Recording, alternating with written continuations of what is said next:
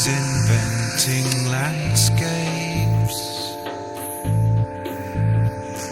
in the magnetic field.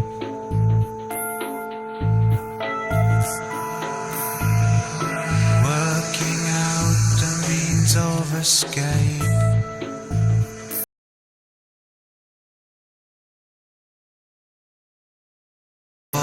Circles.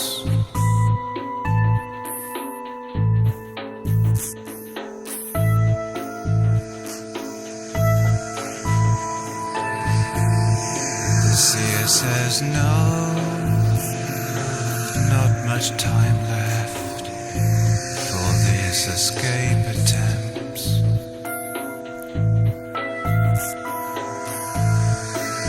Look at it this way. In 10 years' time, who'll care? Who'll even remember?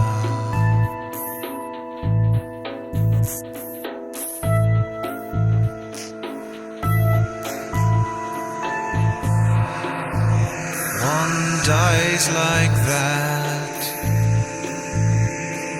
deep within it, almost inside it. It's there for a reason.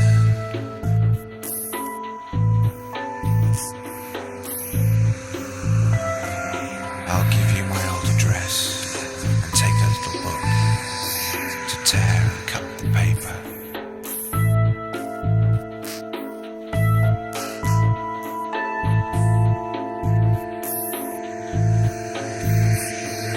The beginning is also the end. Time defines it, time defines it, it will end. Like close friendship, nothing could be further. We forget the space between people and things.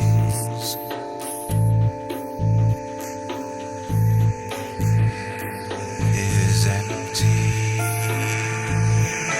We forget and don't notice the loss.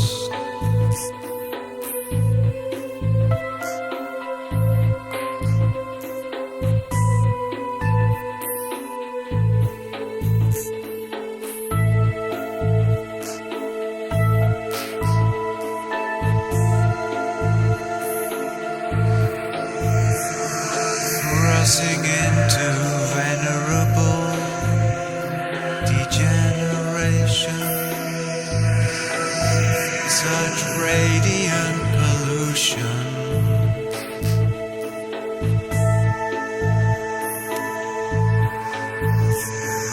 The god with the silver hand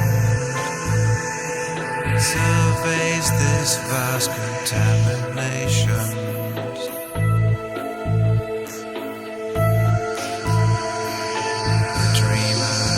Still dreaming.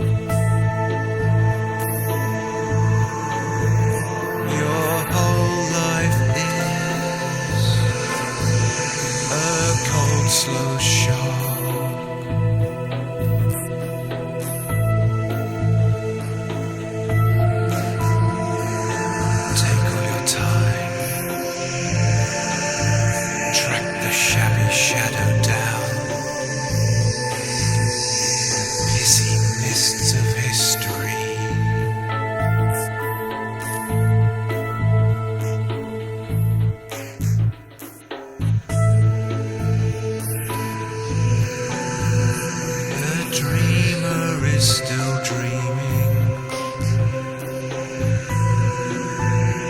The dreamer is still dreaming.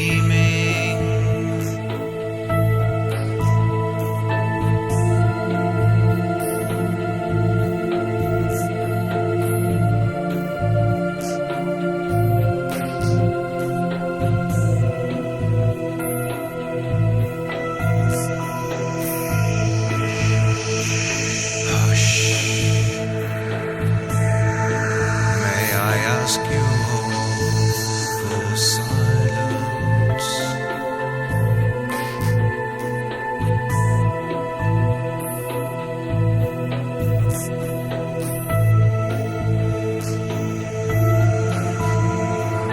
Will he wake in time to catch the sunset?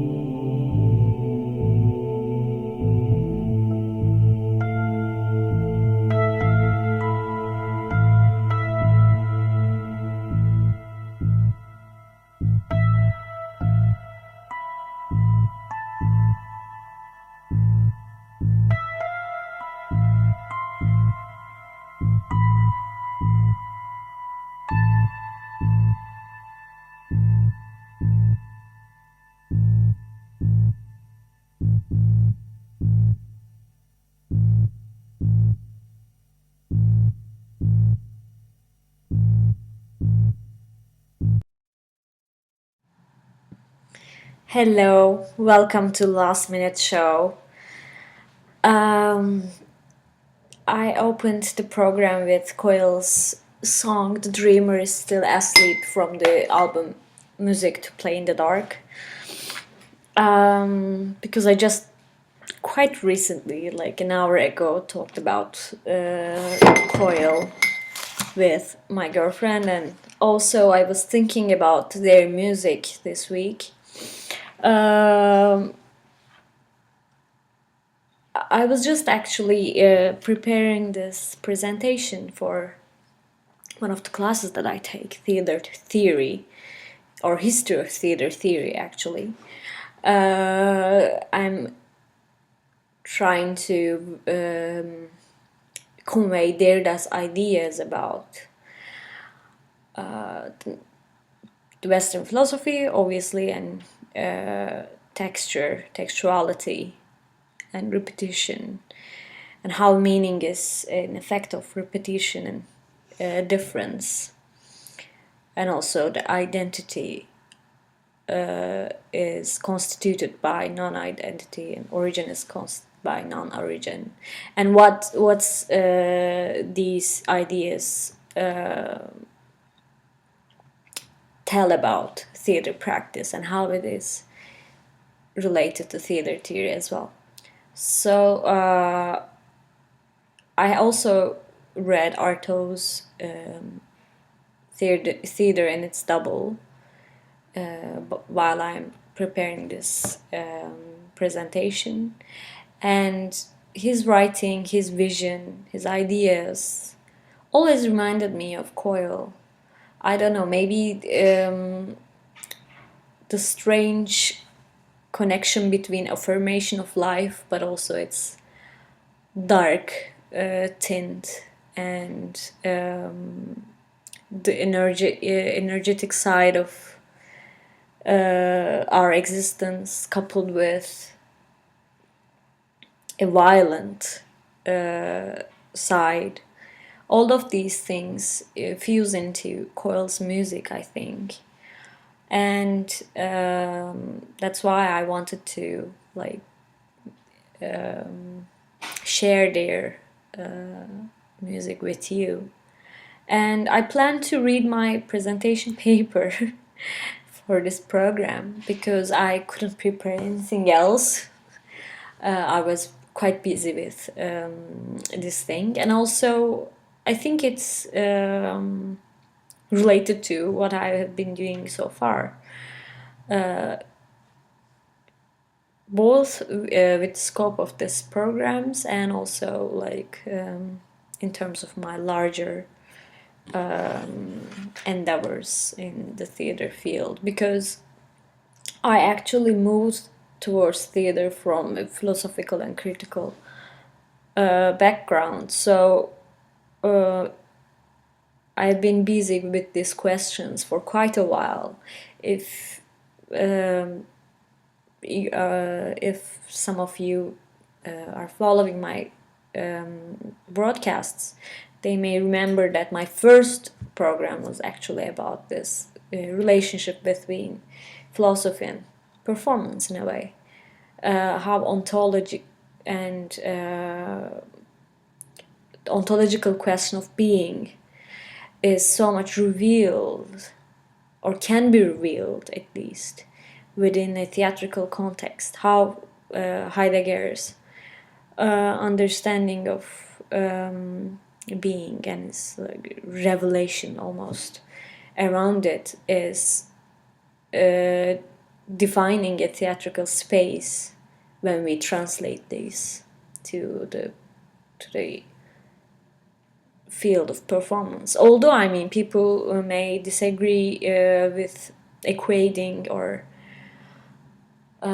putting theater with performance in the same plane, but I guess it's more related to my idea of theater and not to theater how it's practiced in the mainstream. So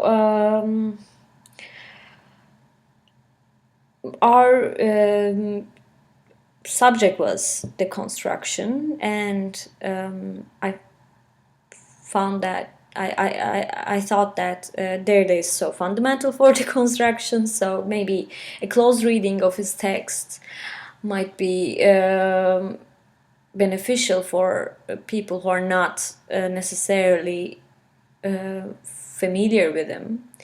And also a tendency that I realized on the theater theory is that they read Derrida, but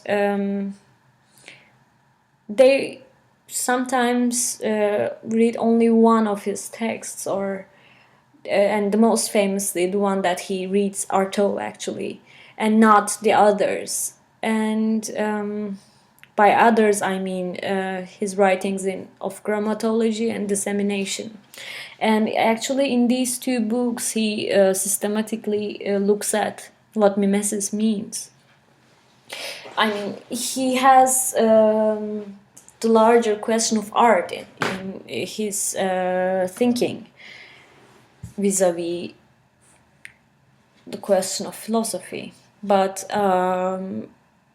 I mean, mimesis is also a fundamental concept for theater specifically, and I kind of want us to return to his writing in our theoretical descriptions or arguments about performance, and also contemporary performance, because what he clarifies in this concept, around this concept of mimesis, is that mimesis is not something repetitive, or it's not a subservient mimicry of something that is real, that is actual. So it's not, he doesn't create another kind of opposition between real life and theater or performance, but rather performance writes, it's writing a texture in a way, but it's not something that can be measured in up against a standard of truth, because truth is actually what we claim as truth or decide as truth is an effect of repetition. So I think my presentation paper tells about these things more clearly, although I mean I just wrote it and I couldn't reread it, so it will be also a rereading for me, and something might be really meaningless. So I'm already sorry for that, but I hope, I mean, it sounds interesting still, although we have so much familiarity with postmodernism and Derrida, but I don't think that we actually read them, that people actually read Derrida and take him seriously, to be really honest. It's just a echo that we speak of. So let's let the words do the deeds. Why is Derrida relevant to theater studies, and how should we read him, is the title of my pedagogical paper. Jacques Derrida is well known as the founder of deconstruction, quote unquote, and famous for his impenetrability as a philosopher read. His ideas are every now and then introduced to analysis in theater, cinema, music, and visual arts, but there is a bias to see this as a fad, at least recently. With the frame of this paper, I will not go into why and how this happens, and how he is read specifically.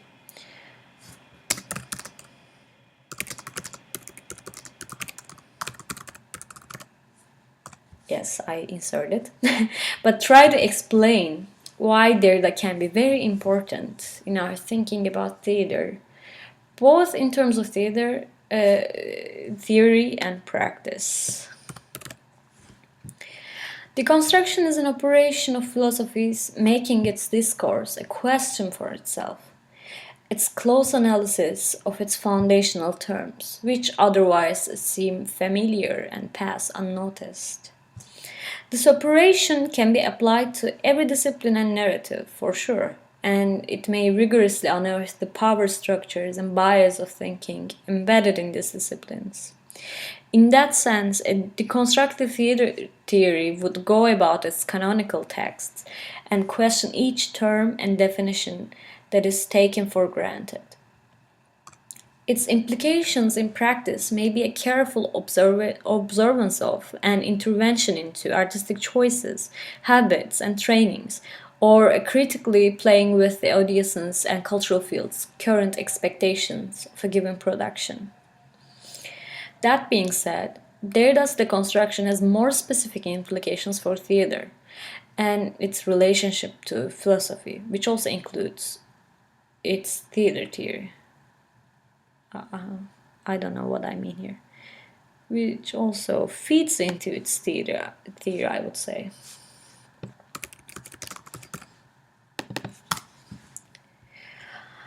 The first thing we need to realize in our quest for the specific treatment in Derrida's philosophy is that the question of theater comes with its historicity in his texts.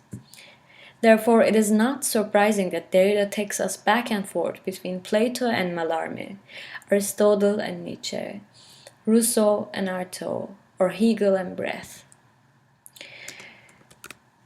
The interconnection between these names from philosophy and theater is also foundational for Derrida's early investigation of the history of knowledge and economy of truth. Historicity.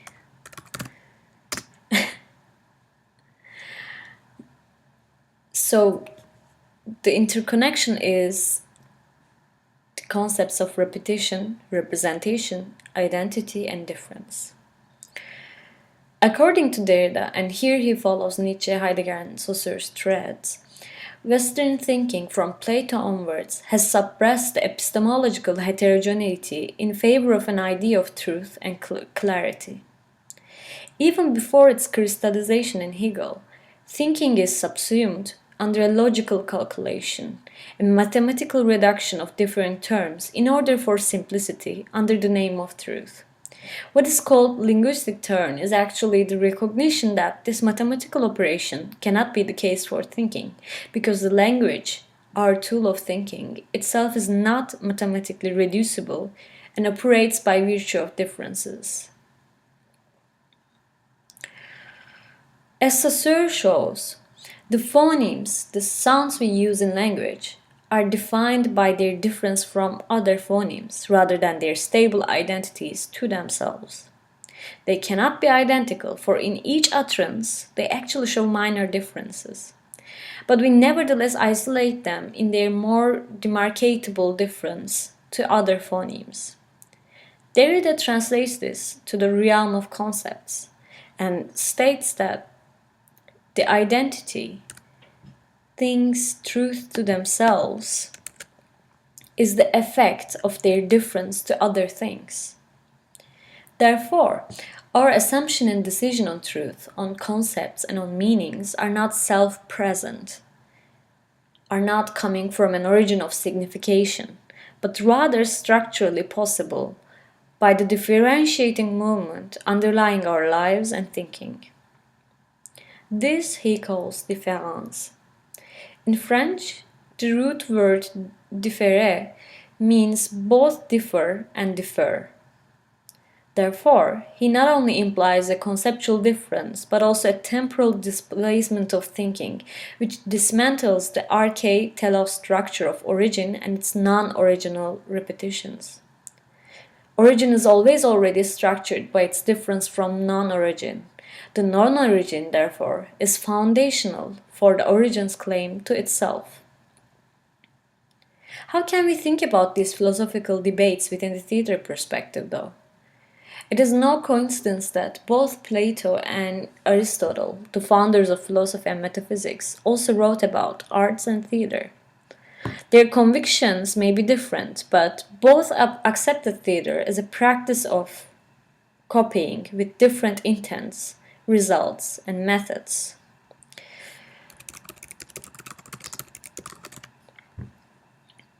Their understanding of mimesis, which Derrida shows in his essay Plato's Pharmacy to be not one but threefold,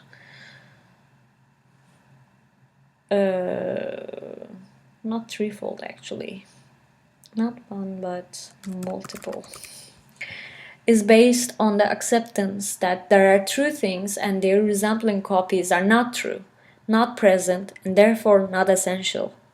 The same acceptance lurks in the Western philosophy tradition.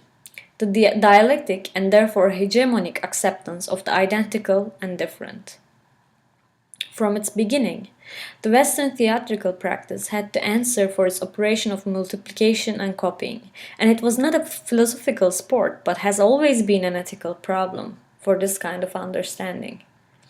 What Derrida shows in his deconstructive readings of Western philosophy is that not only philosophy suppresses the non-original movement of difference in the emerging of things, but also this philosophy attacks art, which comes through exactly by this operation of difference, in its contestation for the authority of truth.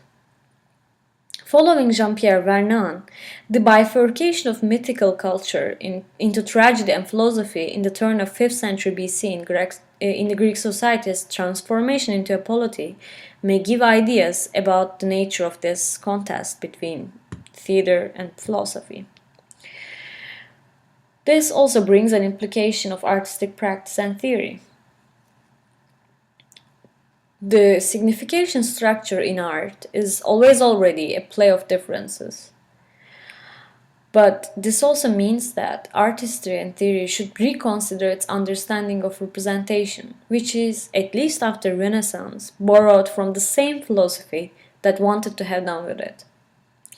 I am underlying this point because the recent rhetoric on performance art also makes use of and even capitalizes on its claim of presence. Although ephemerality is also inserted along the lines, this kind of rhetoric runs the risk of essentializing its effective and significatory gesture, and this is yet another calculative moment of economy of truth. By saying this, I do not imply that performance is unessential and untrue, or that we should cherish a Baudrillardian or Warholian plasticity. But I rather suggest that we are always situated in the tension between real and represented, mediatized and live, true and simulacra. And deconstruction is actually a suspension, a tolerance of this tension, rather than its abolishment. Taught in this way, these terms are actually abstract auxiliaries for our articulation of experience and knowledge. Derrida also underlines that we should be aware of it, and he doesn't deny that their necessity, stating that we cannot abolish this metaphysical language. We are doomed and deemed by this vocabulary, but we should not cease playing and questioning it at the same time. Aside from theater of cruelty and the closure of representation, two other texts are fundamental for Derrida's contribution to the thinking around mimesis and representation: the Plato's Pharmacy and Double Session from his book Dissemination.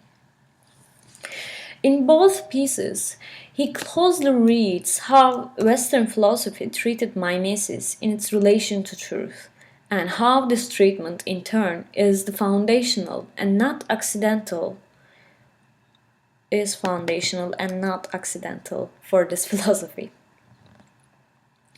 In Plato's Pharmacy, Derrida reveals the paradoxes embedded in Plato's treatments of speech as self-presence and idea of the speaker to the logos, as opposed to writing as the supplement of speaker's absence.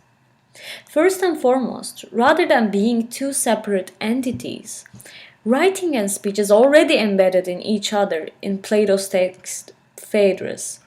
For the writing in question is a problem as a text to be read out, as a speech by rote, which Plato sees as deprived of the truth of logos. In parentheses, this is also what Artaud problematizes, but not for the same reasons.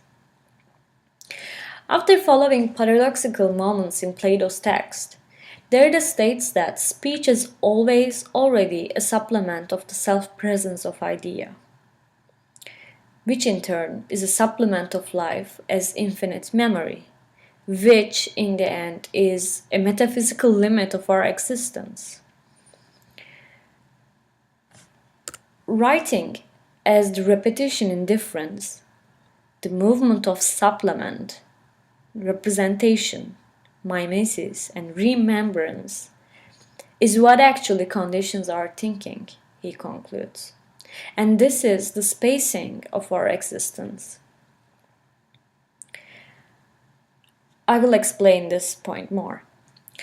In Double Session, Derrida starts by opening up the texture around the concept of mimesis. Based on Plato, Derrida lists two propositions, not only Plato by the way, but Platonic thinking.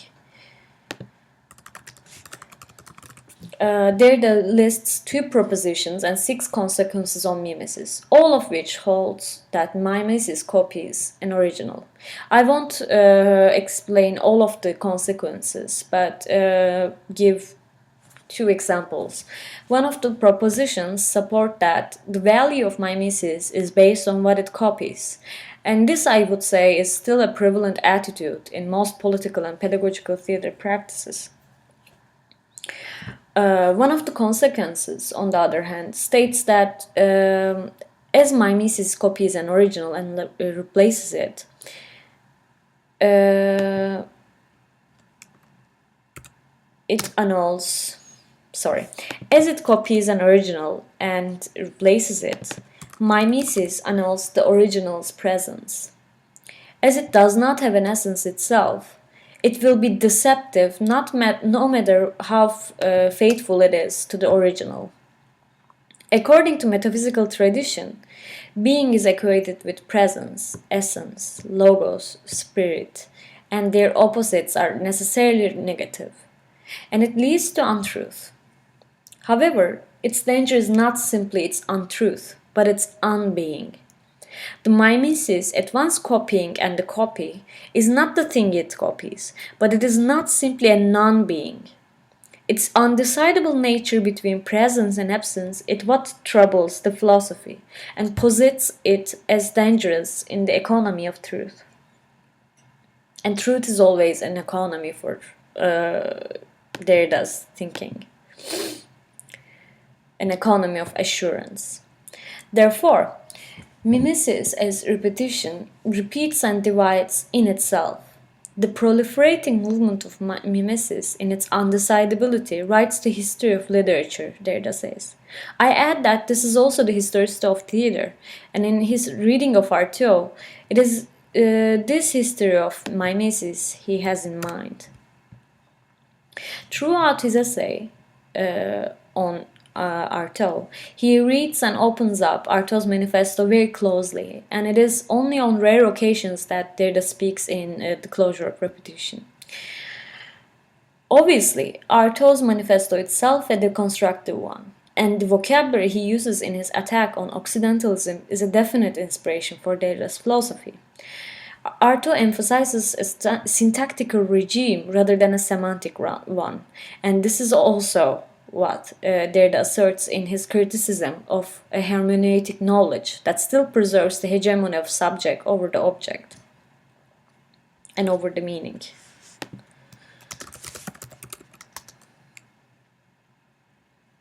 Or hegemony of meaning and subject.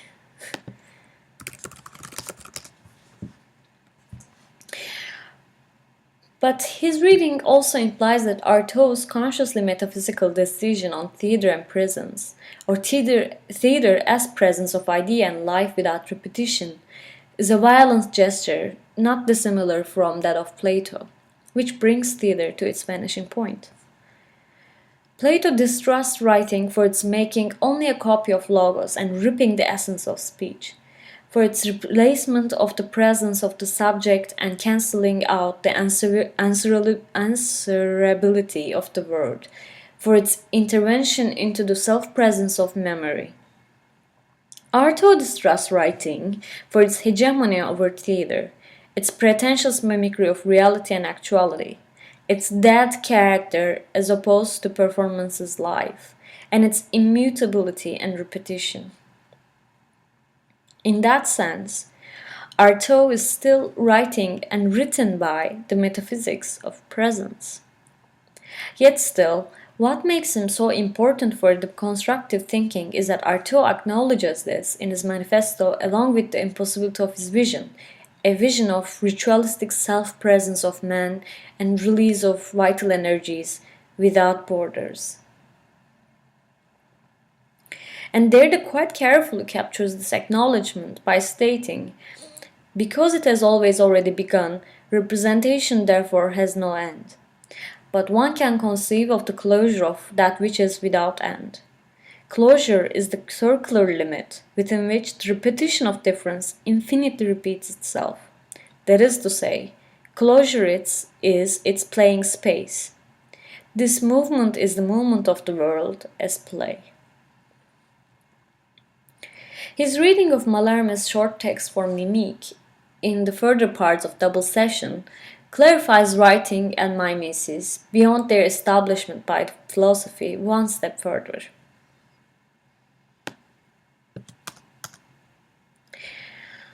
Mimique, Mallarmé's poetic note on a pantomime piece, is almost similar to Artaud's manifesto in its emphasis on the performance, rather than the pre-established text of performance.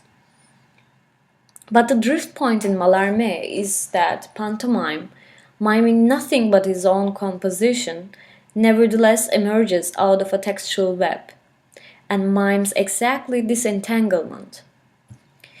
Mimic was rewritten several times, and the performance it reviews was a re-performance of an adaptation of pure story, which is supposedly based on true or historical events. What is captured here is a distinct understanding of mimesis as event.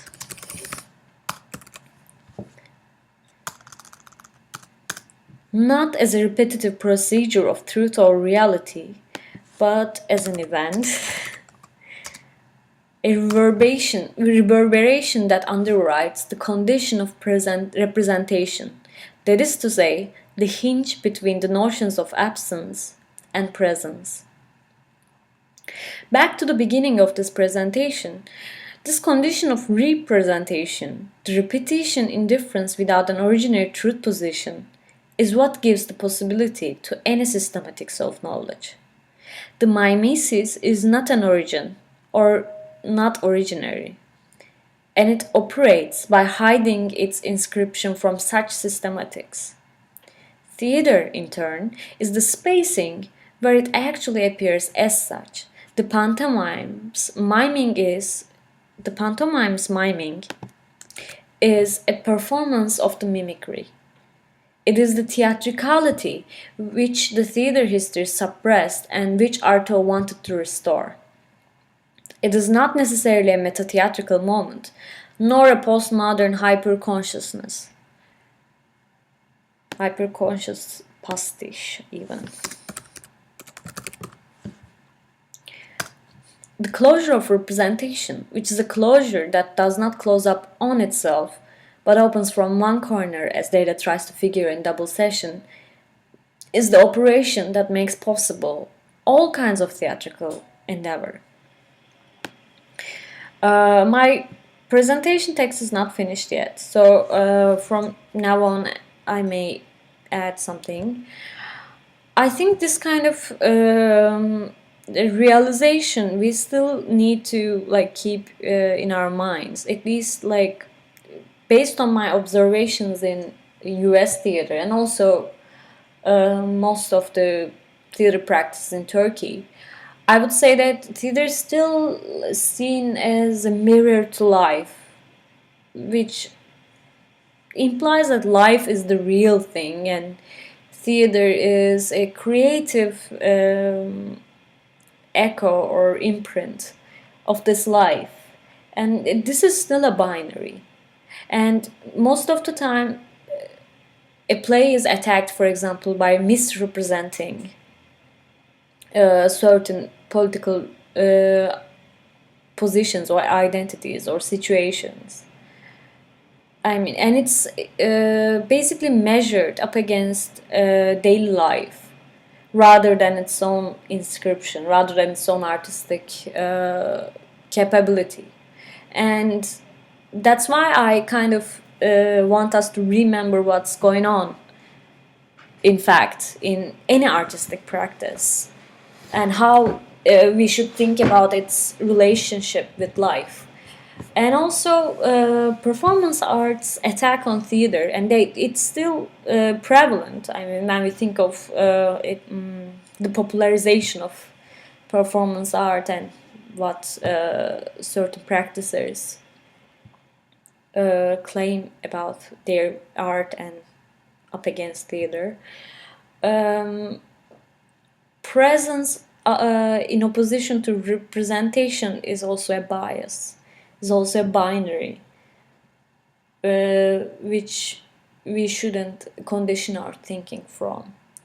It is not only violent against theater, but also it's violent against life, because you kind of claim a purity about or a sincerity about life, which is not the case. And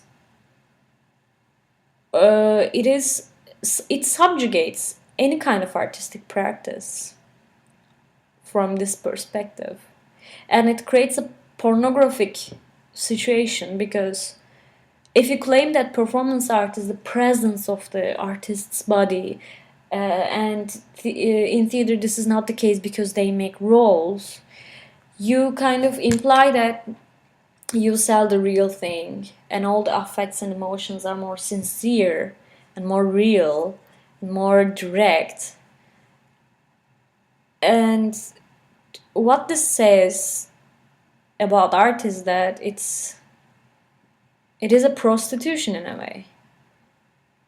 And at times it may be good to think about art as prostitution. It might be useful in certain senses. But when we think about the neoliberal economies and how like the creative industries are used for profit,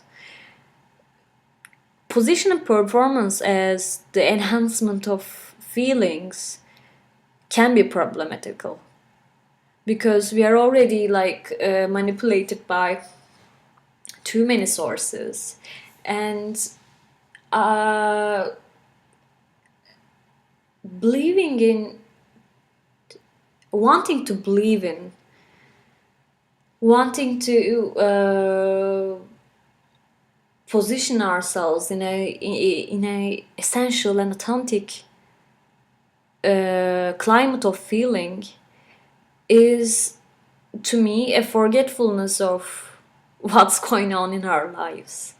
I'm not saying that reality, because I don't believe that reality is a category, but the actual experience and what underlies this actual experience, what underwrites this experience as an experience. So I think Derrida's ideas are still relevant to our day, and it can teach us a lot about theater criticism and performance criticism, obviously. I mean, I don't have anything against realistic theater, to be honest, but I have problems when realistic theater or when performance art claim themselves as channels to truth and daily reality, because it's actually the otherwise. I always think that life is not the source, but artistic practice is, which is also not dissimilar from how we think, how we conceptualize. And by we, I just mean that everyone, as human beings, our access to existence in a way shaped by this kind of system. The perception and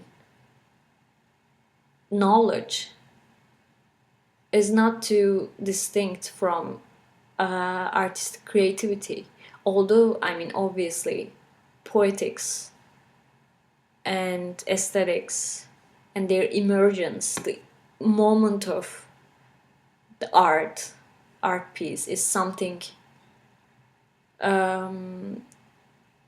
that demands the energies.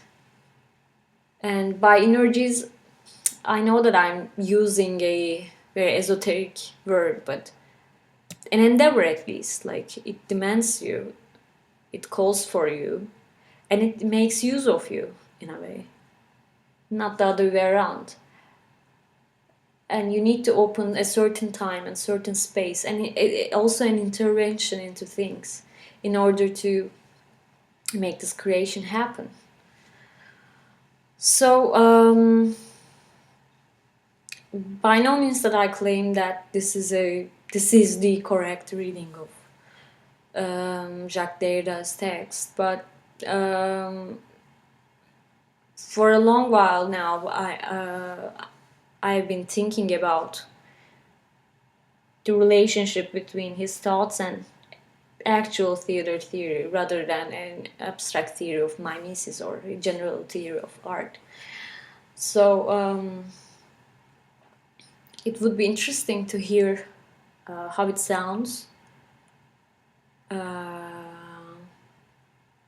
And last month I gave my email address and I can repeat e.fakinci@gmail.com is my email address. So anyone who is interested to discuss this, it's more than welcome.